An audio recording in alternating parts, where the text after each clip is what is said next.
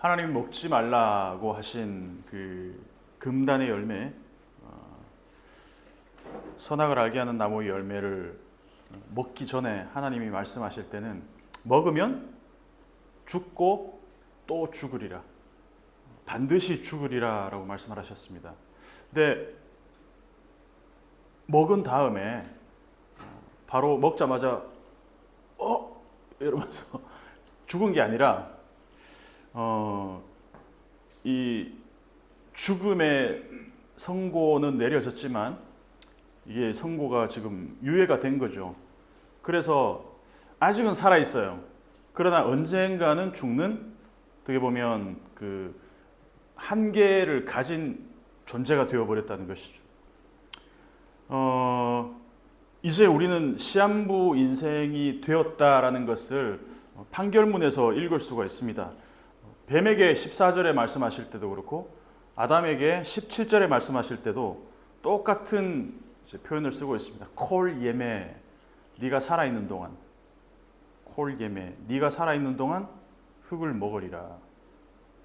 그러니까 살아있는 동안이라는 말을 뒤집으면 언젠가는 이 삶이 끝난다는 얘기겠죠. 아담도 마찬가지입니다.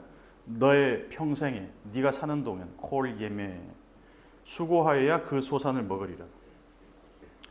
그런데 아담이 하나님의 판결문을 쭉 듣다가 여자에게 하시는 말씀을 듣다가 어떤 단어 하나가 아담의 귀에 이렇게 스쳐 지나가듯이 이렇게 흘러가는데 그게 아담에게 어떤 큰 울림이 있었던 것 같아요. 뭘까 그게? 나도 죽고 뭐 뱀도 죽고 여자도 죽고 그냥 에덴에 있는 모든 생명이 그냥 유한한 존재인데 이제는 그렇게 그냥 끝날 것 같았는데 아담이 듣기에 후손이라는 말이 들렸어요. 뭐 뱀의 후손, 여자의 후손 이런 말씀을 하시네. 후손을 주신다는 게 무슨 말이냐?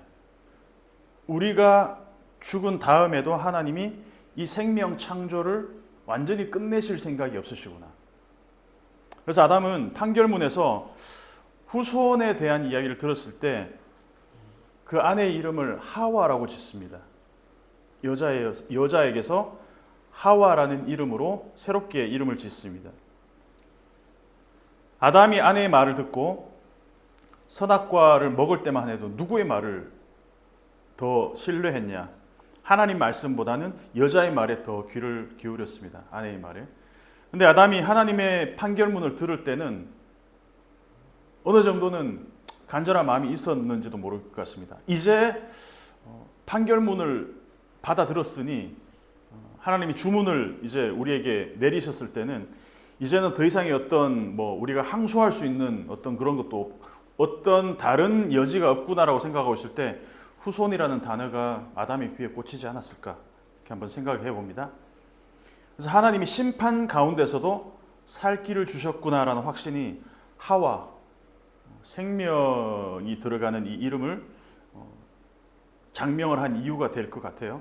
심지어 아직 아이를 낳지 않았는데도 불구하고 모든 살아있는 자의 어머니라고 그 가능성을 활짝 열어놨습니다. 생명의 가능성을 열어놨습니다. 우리 다음 세대뿐만 아니라 그 뒤에도 계속해서 하나님은 생명 창조를 이어가실 거라는 확신이 없으면 하와라는 이름을 짓지 못했을 것 같아요. 우리가 살다 보면 저도 그렇고 여러분도 그렇겠지만 답도 안 나오고 출구도 안 보일 때가 많잖아요. 그런 상황이 있습니다. 평소에 그럴 때는 하나님 말씀 귀에 잘 안 들어옵니다. 성경을 봐도 이렇게 마음에 울림이 없을 때도 있습니다. 그렇게 살다가 벼랑 끝에 몰려 있을 때에 내 귀도 닫힌 것 같고 하나님의 말씀도 들리지 않는 것 같은 그때에 그냥 스쳐가듯이 말씀 하나가 내 귀에 그냥 꽂힐 때가 있어요. 저는 그게 아담에게는 후손이라는 말이지 않았을까라고 한번 생각을 해봅니다. 그래서 아담의 귀에 들린 이 후손은 죽음의 판결을 받은 시한부 환자의 귀에 들린 복음이었다는 것이죠. 그래서 우리가 성경 전체를 통독하거나 말씀을 깊이 묵상해서 얻는 은혜와 유익도 물론 있지만 그렇게 해야 되지만 그냥 한마디 말씀에 우리가 출구를 발견할 때도 있다는 것이죠. 언제 어디서 들릴지 모른다는 것입니다. 21절 다시 한번 읽어보시면 같이 시작. 여호와 하나님이 아담과 그의 아내를 위하여 가죽옷을 지어 입히니라. 그리고 놀라운 것은 하나님의 창조가 다시 재개됐다는 겁니다. 하나님이 만드시고 하나님이 만드신 것들에 대한 리스트가 1장, 2장에서 쭉 나옵니다. 그러다가 3장에서 그 창조의 주체가 사람에게로 바뀝니다. 언제? 무화과 나무 잎으로 옷을 만들 때. 아싸, 이 만들다의 주체가 사람이 되었는데 21절에서 다시 하나님이 아싸 만들기 시작하셨습니다. 그게 뭐냐 하면 아담과 그의 아내를 위한 가죽 옷이라는 것이죠. 가죽 공예의 원조는 하나님입니다. 21절만 보면 하나님은 약간 좀 우리가 흔히 말하는 춘스러운 그런 측면이 있는 것 같아요. 그러니까 아담 부부가 벗었다는 사실에 자기들이 활짝 놀라서 화들짝 놀라가지고 나뭇잎 이렇게 뜯어가지고 얼기설기 대충 옷을 만들었겠죠. 뭐 얼마나 잘 만들었겠습니까? 무화과 나무 잎으로. 그거 보면서 하나님이 마음이 어땠을까? 뭔가 화가 나면서도 안쓰럽기도 하고 저것들 입고 있는 거 봐라 저거. 그러면서 하나님 이렇게 수치와 두려움에 사로잡힌 인간들한테 이렇게 책망하지 않았어요. 너희는 수치스럽고 두려워하는 존재로 만들지 않았는데 너희 왜 그러고 이상한 거 옷 입고 다녀? 당장 벗어. 벌거벗었으나 부끄러워하지 아니하더라라고 했잖아. 왜 그렇게 입고 있어라고 하지 않았다는 것이죠. 오히려 그 대신에 보다 완전한 옷으로 덧입혀 주셨다는 것이죠. 가려 주셨다는 것입니다. 그래서 바울은 이 옷 입음, 덧입음의 수사적 표현을 많이 씁니다. 로마서 13장 14절을 보면 오직 주 예수 그리스도로 옷 입고 정욕을 위하여 육신의 일을 도모하지 말라. 옷 입고. 갈라디아서 3장 27절을 보면 누구든지 그리스도와 합하기 위하여 세례를 받은 자는 그리스도로 옷 입은느니라. 골로새 3장 10절에 보면 새 사람을 입었으니 이는 자기를 창조하신 이의 형상을 따라 지식에까지 새롭게 하심을 입은 자니라. 에베소서 4장 22절 23절을 보면 옛사람을 벗어버리고 새 사람을 입으라라고 말씀하고 있습니다. 그래서 이 가죽 옷이라는 것은 누군가의 가죽이었겠죠. 어떤 생명의 가죽이었겠죠. 그래서 내가 옷을 입었다는 것은 어떤 생명은 그 가죽이 벗겨졌다는 걸 얘기합니다. 그러니까 예수님은 실제로도 옷이 벗김을 당해서 나중에 이제 수치스럽게 홍포를 입히고 다시 벗기고 원래 입고 있는 옷마저도 찢기워져 가지고 벗기워져서 사람들이 막 제비 뽑기 해가잖아요. 그래서 자기 자신을 가릴 수 있는 어떠한 옷도 없었고, 그리고 억울하게 누명을 쓴 그 혐의를 밝혀줄 변호사 하나 없이 예수님은 완전히 발가벗겨진 채로 이 땅에서 생을 마감했습니다. 그러니까 최소한의 자기 방어권, 자기를 가릴 수 있는 거 하나 없이 죽음을 맞았다는 것이죠. 마치 가죽이 벗김을 당하고 도살당해서 죽는 그런 동물처럼. 그래서 이사야가 그렇게 얘기합니다. 도살장에 끌려가는 어린 양의 모습처럼. 그러니까 우리가 입고 있는 이 가죽옷은 주님의 살과 피로 만들어진 옷이라는 것입니다. 그래서 창세기 3장 21절의 이 가죽옷은 장차 하나님의 아들 예수 그리스도를 통해서 우리에게 입혀질 옷을 미리 보여주고 있다는 것이죠. 세상 어떤 가죽으로도 우리를 가려줄 수 없는, 그 가치를 매길 수 없는 그 놀라운 옷을 우리가 지금 입고 있다는 것입니다. 22절을 한번 읽어보겠습니다. 22절을 조금 심혈을 기울여서 한번 읽어볼게요. 같이 시작. 여호와 하나님이 이르시되 보라, 이 사람이 선악을 아는 일에 우리 중 하나같이 되었으니 그가 그의 손을 들어 생명나무 열매도 따먹고 영생할까 하노라 하시고. 자, 그냥 제가 방금 심혈을 기울여서 자세히 읽어보자 그랬는데 22절을 그냥 표면적으로 이렇게 쓱 읽으면 어떤 느낌이 듭니까? 22절을 그냥 이렇게 쓱 읽어봤을 때 하나님이 마치 사람이 생명나무 열매를 따먹고 영생할까 봐 하나님이 노심초사하고 있는 것처럼 보이지 않습니까? 그래서 하나님이 사람이 영생하는 것을 막기 위해서 마치 에덴에서 쫓아내셔야 되는 정당성을 부여하고 있는 것처럼 그렇게 느끼지 않나요? 뉘앙스가. 그리고 23절, 24절에서 실제로 아담에서 추방하십니다. 근데 그렇게 읽고 이해해버리면 하나님은 사람이 영생하는 것을 시기해서 그냥 쫓아내는 수준의 정도로밖에 전락되어버리는 그냥 그런 하나님으로밖에 읽히지 않을 수 없다는 것이죠. 그러면 하나님이 정말 그 정도의 수준인 걸까? 사람이 영생하는 것을 그냥 시기하거나 아니면 금지하기 위해서 생명나무 열매를 따먹지 못하게 쫓아내는 걸까? 프로메테우스라는 영화가 있습니다. 리들리 스콧 감독의 에일리언의 어떤 프리퀄에 해당하는데 거기 보면 인간을 만든 창조주가 엔지니어라는 이름으로 나옵니다.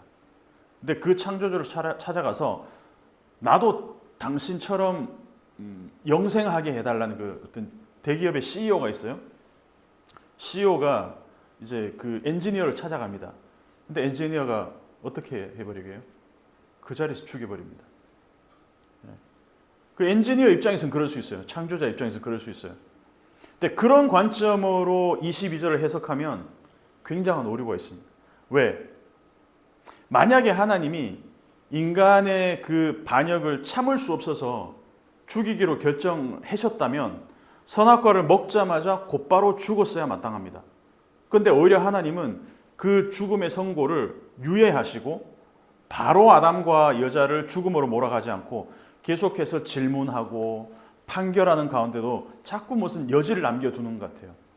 그래서 22절의 의미를 조금 더 깊이 한번 들여다보겠습니다. 자, 주어는 하나님입니다. 그리고 우리라고 말하는 걸로 봐서는 창세기 1장에서 우리 형상을 따라 우리 모양대로 우리가 만들자 하신 그 삼위일체적 본성을 표현한 것 같습니다. 그죠? 자, 이 사람이 선악을 아는 일에 우리 중 하나같이 되었다라는 말이 어떤 의미일까요? 이 사람이 선악을 아는 일에 우리 중 하나같이 되었다. 이 사람이, 이 아담이 선악과 열매를 따먹고 나 같은 하나님이 되었다 이런 말일까요? 뱀은 그렇게 꼬드겼어요. 뱀은 그렇게 얘기했어요. 5절을 보면 너희가 그것을 먹는 날에는 너희 눈이 밝아져 하나님과 같이 되어 선악을 알 줄 하나님이 아심이라 이렇게 얘기했습니다. 근데 창세기 1장과 2장을 보면 하나님이 창조하신 다음에 어떤 평가를 하십니까? 하나님 보시기에 좋았더라. 근데 3장에서 뱀의 말을 들은 다음에 여자가 이 표현을 하기 시작합니다. 여자가 보기에 좋았더라. 먹음직도 하고 보암직도 하고. 그러니까 하나님이 먹지 말라고 하셨던 나무의 열매를 볼 때 자기만의 독자적 안목이 딱 생겨버렸어요. 그 이전에 없었던 보기에 좋았더라. 그러니까 하나님의 그 위치에서 마치 하나님과 같이 선악을 판단하는 자리에 스스로 올라선 것입니다. 선악과를 먹기 전에. 마치 이런 거죠. 적절한 예화일지는 모르겠지만 국민이 투표를 해서 대표를 뽑았습니다. 대통령이라든가 총리라든가 뽑았습니다. 근데 어느 날 어떤 군인들이 군인 하나가 이렇게 선동을 해서 쿠데타를 일으켰어요. 그리고 국민이 선출한 합법적인 대통령을 끌어내리고 자기가 그 자리에 올라갔어요. 그때 원래 대통령이었던 사람이 이렇게 말을 합니다. 보라, 저 사람이 나 같은 자리에 앉았도다. 이렇게 얘기합니다. 그러니까 이게 무슨 뜻입니까? 내가 저 사람을 대통령으로 인정한다는 말입니까? 그게 아니죠. 반대입니다. 국민이 투표로 뽑지 않은 불법적인 방식으로 나와 같은 자리에 앉는 것. 저거는 불법이다라는 것이죠. 보라, 이 사람이 선악을 아는 일에 우리 중 하나와 같이 되었다는 말은 사람이 하나님과 같이 되었다. 아, 쟤도 우리와 같이 되었네 라는 것을 인정하는 말이 아니죠. 오히려 그 반대입니다. 처음부터 선악에 대한 판단은 삼위일체 하나님의 고유 권한입니다. 보시기에 좋았더라는 평가는 오직 누구만? 하나님만 하실 수 있는 거였습니다. 예전에는 하나님이 맞다 하면 맞는 것이었습니다. 하나님이 먹지 말라면 왜요? 이유를 묻지 않고 그냥 먹지 말아야 됐습니다. 그런데 이제는 하나님의 말씀과 상관없이 내가 좋으면 그냥 내가 좋은 게 돼버렸어요. 스스로 선악을 분별한 하나님의 자리에 스스로 올라온 것입니다. 불법적인 방식으로. 아이가 아주 어릴 때는 엄마가 하지 말라면 안 했는데 어느 순간 자아가 생기고 자기 주장이 생기면서 엄마가 하지 말라는데도 막 하기 시작하잖아요. 제 기억에는 저는 어릴 때 안 그랬던 것 같은데 엄마가 하지 말라면 안 했던 것 같은데, 근데 이제는 더 이상 어떤 행동을 할 때 엄마 이거 해도 돼? 라고 묻지 않고 하는 때가 생깁니다. 그죠? 뱀은 사람이 선악을 아는 일은 하나님과 같이 되는 것, 그렇게 흥분되고 익사이팅한 경험이 될 거라는 뉘앙스로 꼬드겼는데 현실은 어땠냐? 재앙이었습니다. 재앙. 열매를 먹자마자 와, 내가 하나님처럼 되었다라는 기쁨과 흥분이 찾아온 게 아니라 두려움과 수치심으로 덜덜덜 떨게 되었다는 거예요. 선악에 대한 기준이 두 개가 생겨버렸어요. 하나는 하나님의 기준, 하나는 내 기준. 이 상황에서 하나님이 우려한 것은 사람이 영생에 대한 욕구를 포기하지 않을 거란 사실입니다. 22절 뒷부분을 원어로 이제 해석하면 이런 겁니다. 그가 곧바로 손을 뻗어 생명나무 열매를 취하여 곧바로 먹고 곧바로 영생으로 이어질까 하노라. 제가 곧바로라고 해석한 이유는 계속 얘기했지만 바브 연속법입니다. 연속 동작입니다. 먹자마자 영생하는 그 열매. 그러니까 자, 지금 이 범죄가 일어나기 전에 아담과 하와는 생명나무 열매를 먹는다고 영생하고 먹지 않는다고 영생 안 하는 존재가 아니었어요. 그때는 생명나무 열매를 먹든 안 먹든 이 사람들은 그냥 영생하는 존재로 만들어졌습니다. 그죠? 죽지 않는 존재였습니다. 굳이 생명나무 열매를 따먹지 않아도 사람은 영원의 존재였습니다. 그때는 사람이 사람의 자리에 있는 것으로 복된 것 상태였습니다. 그런데 이제는 하나님과 단절됐잖아요. 영원히 죽지 않고 사는 상태로 되어버리면 이거는 복이 아니라 저주라는 겁니다. 왜? 하나님과 단절된 채로 영원히 사는 것은 너무나도 비참하고 불행한 일이 되어버렸다는 겁니다. 부부가 너무 사랑하고 자식들과도 행복하게 이렇게 사는 가정이 있어요. 그러면 오래오래 살수록 행복하잖아요. 그런데 맨날 술 마시고 집에 들어오면 아내를 때리고 아이들 때리고 막 그냥 술을 달고 사, 그런 남편과 오래오래 영원히 사는 거는 이거는 복입니까? 재앙입니까? 이건 재앙입니다. 그러니까 하나님이 사람과 단절되었어요. 인간 스스로 하나님을 차단해 버렸습니다. 그러면 영원히 살아요. 만약에 생명나무 열매를 먹고 영원히 산다고 쳐요. 근데 하나님이 나타날 때마다 숨어요. 가려요. 책임 전가해요. 서로가 서로를 탓해요. 이 상태로 영원히 살아. 죽지 않고. 이거는 복이 아닙니다. 이건 재앙입니다. 손을 뻗자마자 곧바로 생명나무 열매를 따먹는단 말은 사람들은 잃어버린 생명을 갈구하는 욕구를 갖고 있다는 얘기겠죠.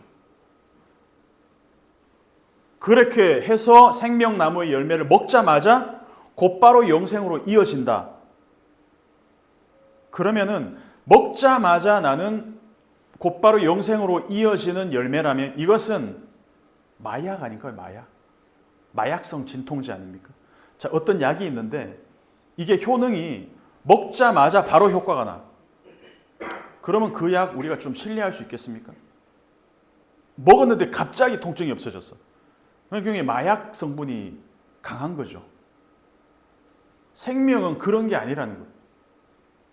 먹자마자 영생하는 생명나무를 따먹어서 만약에 사람이 영생하게 되고 그게 복된 거라면 하나님이 생명나무 열매를 따먹지 못하도록 금지할 이유가 없겠죠. 창세기 2장 9절을 다시 한번 읽어보겠습니다. 2장 9절.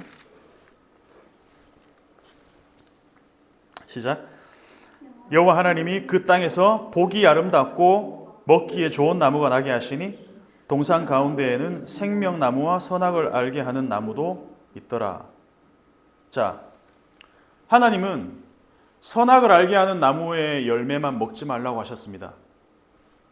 생명나무 열매는 이때는 마음껏 먹어도 되었어요. 왜? 그때는 하나님과 단절되지 않았으니까. 그냥 맛있게 먹으면 됐어요. 그런데 선악과 열매를 먹기 전에는 생명나무 열매를 먹는다고 영생하는 게 아니에요. 원래 영생하는 거였어요. 근데 이제는 판이 바뀐 거예요. 이제 생명나무 열매를 먹고 곧바로 영생하게 되는 것은 마치 피를 철철 흘리면서 안 죽고 계속 살아있는 상태가 된다는 거예요. 단절된 채 영원한 존재가 되는 것. 하나님은 그걸 막고 있다는 것입니다. 그리고 하나님은 아담을 에덴에서 추방시킵니다. 혹시 다시 에덴으로 들어올까 봐 에덴 동쪽 그룹 천사들과 두루 도는 불칼까지 설치하셨습니다. 불칼이 두루 돌고 있으니까 어디로도 들어올 수가 없어요. 진입이 안 됩니다. 그래서 동산 안으로 들어올 출입구를 아예 봉쇄해버린 것입니다. 시몬 드 보부아르라는 여류 작가가 있습니다. 장폴 사르트르하고 연인이었죠. 이 사람이 쓴 책 중에 모든 인간은 죽는다라는 소설이 있습니다. 이 소설에서 주인공 포스카라는 사람은 12세기 이태리 군주였는데 군주였으니까 항상 전쟁이나 죽음의 위협에 살다가 어떤 노인한테서 먹으면 죽지 않는 그 불사의 약을 먹게 됩니다. 근데 진짜 불사의 존재가 됐어요. 12세기부터 몇백 년을 계속 살아있는 거야. 친구도 죽고 가족도 죽고 사랑하는 사람들이 다 곁을 떠나간 중에서도 이 사람 혼자 몇백 년을 살아가고 있어요. 나는 죽지 않는 사람이야 라고 하니까 정신병원에 막 갇히기도 하고 막 그렇게 겨우겨우 하루하루를 죽지 못해 살아가는 삶이 반복되고 있어요. 그래서 이 주인공 남자에게 가장 끔찍한 것은 영원히 이 삶의 사이클이 반복된다는 겁니다. 이게 복일까 재앙일까? 복일까 저주일까? 그래서 출판사 서평 중에 이런 말이 있습니다. 이 책에 대해서 시간적 한계를 상실함으로써 그의 실존은 인간성을 잃는다. 특권처럼 보이던 불멸성은 저주임이 드러난다. 그 때문에 그는 영원히 인간적 조건 밖으로 내던져진 것이다. 시간의 한계 없이 영원히 사는데 하나님과 단절되어 있어요. 이건 저주고 재앙입니다. 여러분 지옥이 뭡니까? 지옥에 가면 육체와 영혼이 완전히 죽어서 사멸하는 게 아니에요. 영원히 사는데 결코 하나님을 만날 수 없는 공간에서 하나님과 단절된 채 영원히 사는 거예요. 그게 지옥입니다.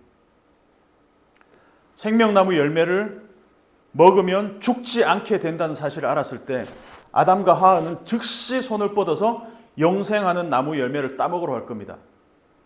그 시도를 멈추지 않을 거예요. 계속해서 손을 뻗어서 곧바로 열매를 먹으려고 노력할 겁니다. 그래서 가장 좋은 방법은 아예 에덴에서 추방하는 것입니다. 왜? 그렇게 되었을 때 결과는 너무 참혹할 것이기 때문에. 그래서 에덴 밖으로의 추방이 곧 오늘 설교 제목처럼 하나님의 은혜인 셈입니다. 근데 진짜 하나님의 은혜는 에덴에서 추방하는 데 끝나는 것이 아니라 더 깊은 데 숨겨져 있다는 것이죠. 창세기 3장 이후에 생명나무는 등장하지 않습니다. 그리고 나서 요한계시록 거의 끝부분에 생명나무가 등장합니다. 계시록 2장 7절 한번 읽어보겠습니다.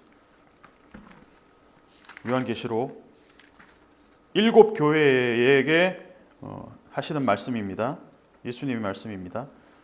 2장 7절 에베소 교회에 하시는 말씀. 시작. 귀 있는 자는 성령이 교회들에게 하시는 말씀을 들을지어다. 이기는 그에게는 내가 하나님의 낙원에 있는 생명나무 열매를 주어 먹게 하리라. 자, 생명나무 열매 못 먹게 했잖아요. 봉인이 풀린 걸까? 갑자기 생명나무를 낙원, 하나님의 낙원은 헬라어로 파라데이소스, 우리가 아는 파라다이스입니다. 뭐가 떠오릅니까? 하나님의 낙원 하면 뭐가 떠오르죠? 창세기 3장에 에덴이 떠오르잖아요.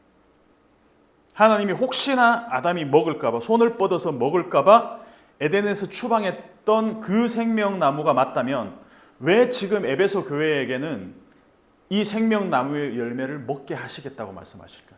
이게 뭘까 과연? 그 에덴에서의 생명나무와 에베소 교회에 쓴 편지에서 나오는 생명나무는 다른 걸까요? 요한계시록 마지막 장에서 이 생명나무가 또 등장합니다. 22장 1절 2절, 요한계시록 마지막 22장 1절 2절 같이 읽어보겠습니다. 시작. 또 그가 수정같이 맑은 생명수의 강을 내게 보이니 하나님과 및 어린 양의 보좌로부터 나와서 길 가운데로 흐르더라. 강 좌우에 생명나무가 있어 12가지 열매를 맺되 달마다 그 열매를 맺고 그 나무 잎사귀들은 만국을 치료하기 위하여 있더라. 아멘. 자, 또 그가 수정같이 맑은 생명수의 강을 내게 보이니, 이 생명수의 강 하니까 또 뭐가 떠오릅니까? 창세기 2장에 나왔던 네 강이 떠오르지 않습니까? 에덴에서 흘러나오는 그 네 줄기의 강을 떠올리게 합니다. 그 다음에 하나님과 및 어디서부터 나와서? 어린 양의 보좌로부터 나와서 길 가운데로 흐르더라. 자, 정리하면 이런 겁니다. 12열매를, 12는 완전수죠. 생명나무 열매는 어디에서 영양분을 공급받습니까? 생명수의 강에서 영양분을 공급받아요. 근데 그 생명수의 강의 근원이 어디에 있냐고요? 하나님과 어린 양의 보좌로부터 시작된다는 겁니다. 창세기 3장에서 하나님은 에덴에 있는 생명나무 열매를 못 먹게 하셨습니다. 왜? 하나님에게서 단절된 인간이 그 열매 먹고 영생하는 건 복이 아니라 저주이기 때문입니다. 그런데 요한계시록 22장에서 새로운 에덴에서, 새 에덴에서 생명나무 열매는 어디서 나오냐? 어린 양의 보좌로부터 나오는, 흠도 없고 죄도 없이 죽임당한 바로 그 어린 양의 살과 피를 먹고 마시는 것이 바로 생명나무 열매를 먹는 거라는 것입니다. 그리고 그 다음 절에 보면, 3절을 보면 다시 뭐가 없으며? 저주가 없으며. 놀랍지 않습니까? 창세기 3장에서 그 판결했던 그 저주, 뱀과 땅에게 했던 그 저주가 없어졌다는 것이죠. 땅이 회복된다는 것이죠. 이게 성경 전체가 우리에게 주는 복음의 메시지입니다, 여러분.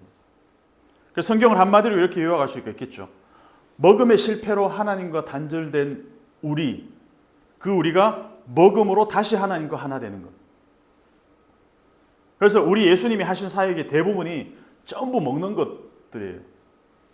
예수님이 뭐 하셨냐? 교리 정리해서 뭐 신구약 통독하시고 막 제자 훈련 하신 게 아니라 모이면 먹으러 다녔어요. 제자들하고 맨날 먹으러 다니고, 죄인들, 세리들, 창기들과 먹으러 다니고, 먹을 게 없는 빈들에서도 5병이요 7병이요 다 먹이고, 평일에도 먹고, 월화수목금 토 사밧 안식일에도 먹고, 그러니까 안식일에도 먹으니까 또 욕도 먹고 마지막까지 제자들과 같이 주의 살과 피를 나누고 만찬하시고, 그리고 나중에 베드로한테 나타나셔서 고등어 구이 먹이고, 고등어인지 뭔지는 모르겠지만 하여튼 오죽하면 종교인들이 예수님들은 뭐라 그랬어요? 식탐이라 그랬어요. 먹기를 탐하는 자라 그랬어요. 그 정도로까지 먹었습니다. 왜 이렇게 먹었을까? 생명의 본질이 먹음에 있다는 겁니다. 궁극적으로는 내 살과 피를 먹는 것. 그래서 교회의 본질은 뭐냐? 에베소 교회도 말씀하시지만 떡을 나누는 것입니다. 이 떡은 본질적으로 예수 그리스도의 살과 피죠. 그래서 초대교회 성도들도 모이면 서로 교제하고 떡을 떼며 오로지 기도에 힘쓰니라. 그래서 교회의 본질은 예수 그리스도의 살과 피를 먹고 마시는 것입니다. 근데 먹자마자 영생을 얻는 열매가 있다. 그건 마약입니다. 마약은 먹자마자 효과가 나타납니다. 그래서 사람들은 마약에 빠지면 헤어나올 수가 없습니다. 교회가 생명을 잃어버리면 마약상이 됩니다.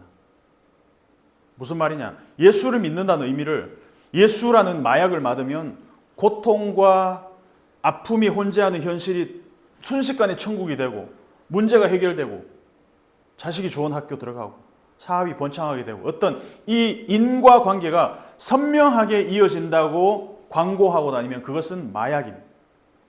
이런 결과들이 따라올 수도 있습니다. 근데 생명을 산다는 게 우리가 그렇잖아요. 생명을 산다는 것은 고통스러운 현실이 항상 따라다니고 아픔과 고통과 단절의 이런 현실들이 지속적으로 내가 살아있는 동안 우리는 수고하여야 이 땅을 소산을 먹을 수밖에 없는 그런 현실이잖아요. 그 고통을 없는 척 마취시키고 진통제로 그냥 없는 척 하는 것이 아니라 고난과 십자가와 녹록지 않는 현실들을 우리가 살아갈 때 비로소 그 생명이 가치가 있다는 것이죠. 그래서 예수님도 죽음을 피하지 않았습니다. 고난을 피하지 않았습니다. 십자가로 묵묵히 지셨습니다. 죽음을 덤덤하게 받아들이셨기 때문에 생명의 부활을 이룬 것이죠. 우리도 마찬가지입니다. 먹자마자 곧바로 영생을 얻는 마약성 생명나무가 아니라 먹어도 곧바로 효과가 나타나진 않지만 더불어 먹고 더불어 누리는 그 생명의 역동성을 우리 살아있는 동안, 우리가 숨을 쉬는 동안 예수와 함께 먹고 마시는 일, 그것이 우리가 교회로 존재해야 되는 이유라는 것입니다.